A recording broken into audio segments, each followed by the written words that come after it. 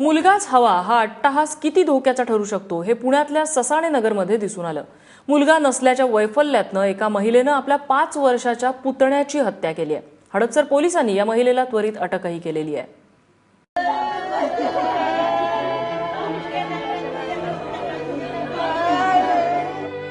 ससाणे नगर परिसर 5 वर्षांच्या चिमुरड्याच्या हत्येमुळे सुन्न झालाय। काल सकाळी माऊली खांडेकर बेपत्ता झाला। सगळं कुटुंब शोधाशोध करत होतं, पण माऊली सापडत नव्हता। शेवटी माऊलीचे वडील आणि 2 काकांनी पोलिसात जाऊन तक्रार दिली, पण आज माऊलीचा मृतदेह घराजवळच्या ड्रममध्ये आढळून आला। पोलिसांनी कसून चौकशी केल्यानंतर माऊलीची काकू अनितानं त्याचा गळा दाबून खून केल्याचं समोर आलंय।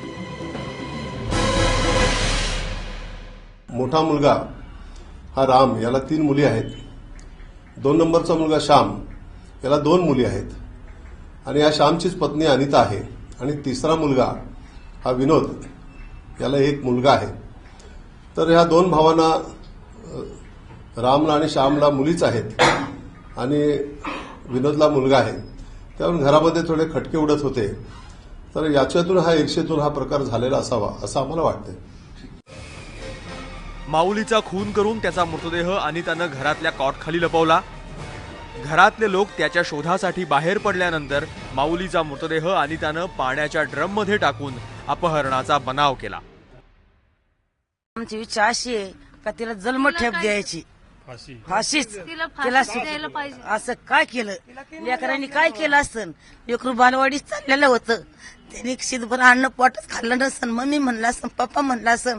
त्याचा पप्पा अपंग आहे, त्याचा पप्पा। आज 5 वर्षाला मी त्याला सोन्याचा होम घेऊन आले। ही अवदासाने काय केलं होतं, काय केलं होतं तिचं?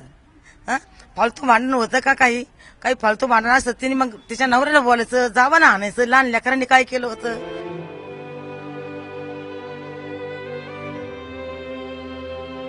ती सकाळपासून दरवाजा बंद केला तर उघडलाच नाही आम्हाला। आम्हाला वाटलंच नाही की ती असेल म्हणून। आमच्या सोबत तिने इतकी रडत होती ना, असं वाटत होतं की ती काहीच करू शकत नाहीये म्हणून। पण जेव्हा आम्हाला वाटलं ना, एकदम वाईट वाटते। पोलिसांनी अनिताला आता अटक केली आहे। एकीकडे माऊली सोडून गेल्यानं त्याचे आई वडील शोकात बुडालेत, तर दुसरीकडे 3 मुली सोडून अनिताला जेलची हवा खावी लागली आहे। मुली जगावर अधिराज्य गाजवत असताना वंशाला दिवा पाहिजे हा खोटा हव्यास आपल्या बुरसट मानसिकतेचा पुरावा आहे। मिकी घई, एबीपी माझा, पुणे।